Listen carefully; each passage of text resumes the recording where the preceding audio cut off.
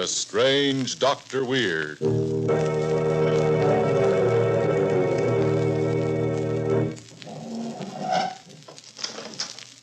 Good evening. Come in, won't you?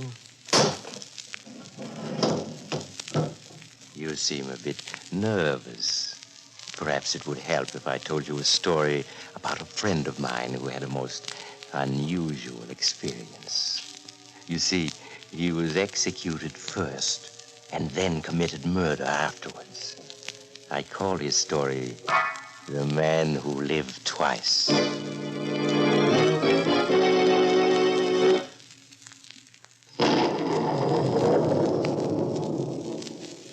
My story, The Man Who Lived Twice, begins on the gallows, where Professor Karl Muller, world-famous scientist, is about to die for murder. As the executioner finishes adjusting the rope around the condemned man's neck, the warden speaks. Well, Muller, is there anything you wish to say? Only this. You are hanging me for a crime I did not commit. Very well. Then I shall become a criminal, a murderer. And you, warden, you shall be one of the first to feel my vengeance. Proceed with the execution.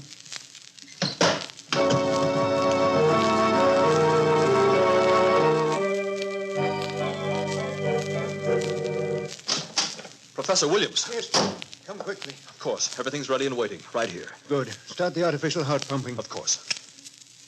Thanks to the governor's special order, everything went smoothly. Look, John. So you got it. Yes, the law has Professor Muller's dead body, but we have his head. The head containing the wonderful brain of Karl Muller. The governor thought I wanted to dissect it, but we'll bring it to life. We must work fast. In 10 minutes, with luck, we'll have brought back to life the genius that was Karl Muller.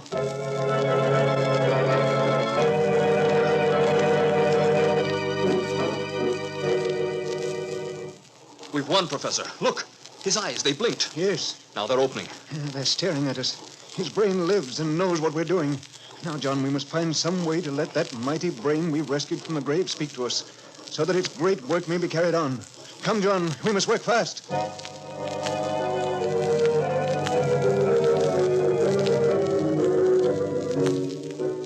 For many days, Professor Williams and John tried to build some kind of vocal apparatus which would enable Karl Muller's still living head to speak to them. But each effort failed, until at last they became desperate. Another failure. John, I'm afraid we're beaten. There must be some way, Professor. Look, Muller's eyes are watching us. He knows what's happening. I'll bet he could tell us what to do if he could talk. Yes, but he can't. What was that? Something in the road outside. An automobile accident, perhaps. Oh, of course. John, we may not be able to keep Muller's head alive much longer.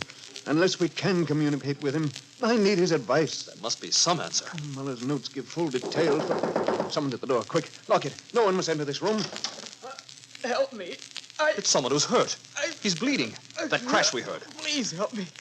Accident. Guy hit the tree. Was thrown out and running. Hey, catch him, quick. I've got him. He's fainted. Put him down on the couch here. Let me look at him. What is it? This fellow's dead. A bit of steel has apparently entered the temple here and pierced the brain. I'm surprised that he even lived to reach the door. Dead? Well, then I better phone the police to send the morgue wagon. Yes, No. Wait. Yes, Professor? John, look at this stranger whose dead body fate has brought us. His head is the same size and shape as Karl Muller's. Professor Muller's brain should fit into this stranger's head almost exactly. Yes, but... Listen. Here we have a sound body with a damaged brain. Over there is Muller's brain alive, but with no body. John, we're going to do it. We're going to put Muller's brain into this stranger's body and truly bring Muller back to life again.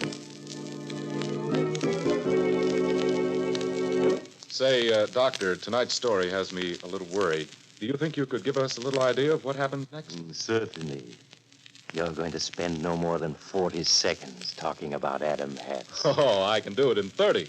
Gentlemen, the way an Adam hat keeps its smart appearance is something to marvel at. There's very little fussing with brims or constant blocking, because an Adam is made of high-quality, long-wearing, all-fur felt. Adam hats are designed for fashion, too, coming in a wide variety of distinctive shades and shapes. so that you can choose the atom that's right for you. There's a flair to an atom that just naturally does something for a fellow. Prices are only $3.45 to $10 at Adam Hat stores and authorized dealers everywhere. Tomorrow, make an investment in your personal appearance. Buy yourself an Adam Hat. Now, back to Dr. Weird. And now to continue my story, The Man Who Lived Twice. For an hour, Professor Williams and John worked swiftly to carry out the task of transferring the living brain of Karl Muller into the body of the stranger, so providentially brought to them by fate. At the end of that time... Look, John, he's breathing. The operation was successful. Yes, I can feel a pulse beat. Switch off the pumps. See? He lives. He lives. The body, yes. But the brain, will that live too? Only time will tell us.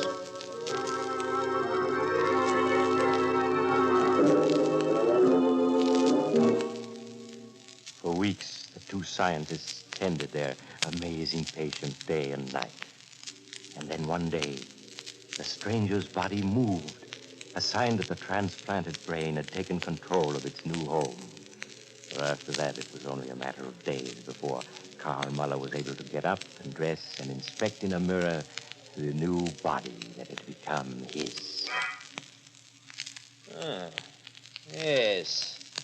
Yes, Professor Williams, you have done well. Excellently. I find it hard to believe this is truly me, Karl Muller. But it is.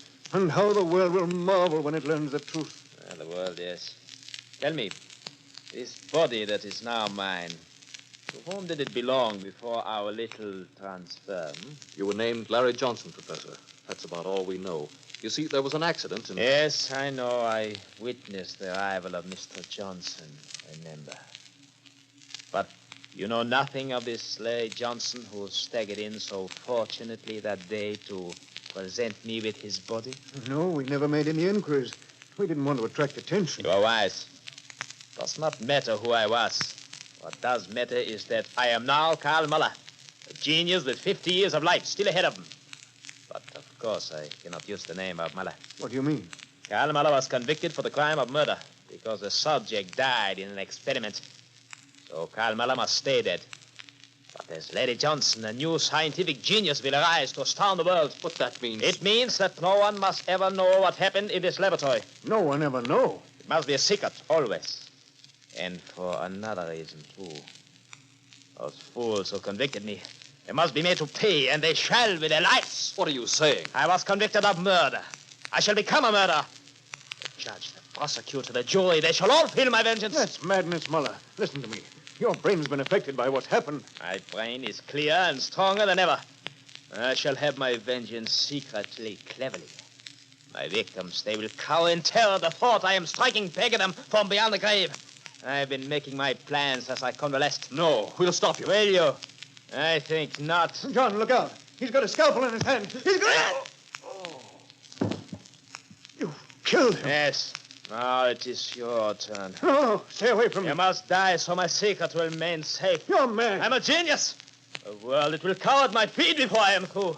But enough of talking. No. Let me go. Let me... All who stand in my way shall suffer the same fate.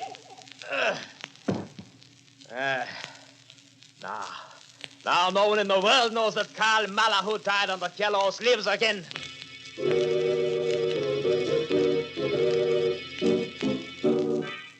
A few hours later, Karl Muller left the house. His plan was simple. He would take over Larry Johnson's identity, claiming that the accident he had been in had given him amnesia, and he could remember nothing of his past. Confidently, he walked into town, and then stopped to ask the first policeman he met the way to the address he had found in Larry's wallet.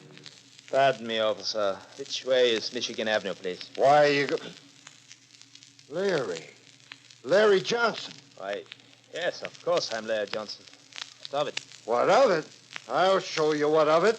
There, put up your hands or I'll plug you. Oh, just a moment. What is this? I have done nothing. You have done nothing.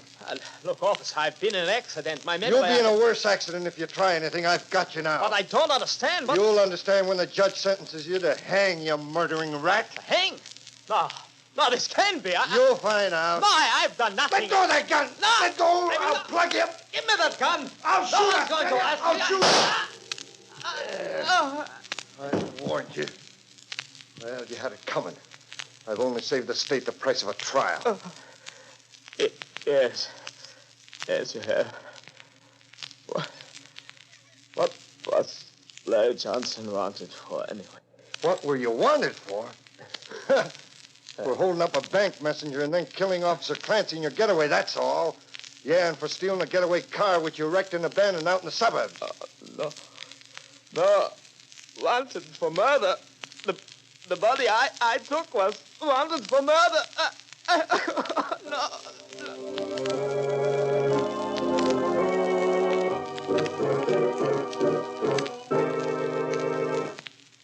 Poor Professor Muller. To think that after being executed, he should get a brand new body, only to find himself wanted for murder all over again. It looks as if fate was determined he should stay dead, doesn't it? And he has, since then. In fact, he's buried in the cemetery outside. He's the only man in the world who has two graves and is buried in both of them. Would you like me to show them to you? Oh, you're leaving. I hope you'll drop in again soon. Just look for the house on the other side of the cemetery. The house of Dr. Weir.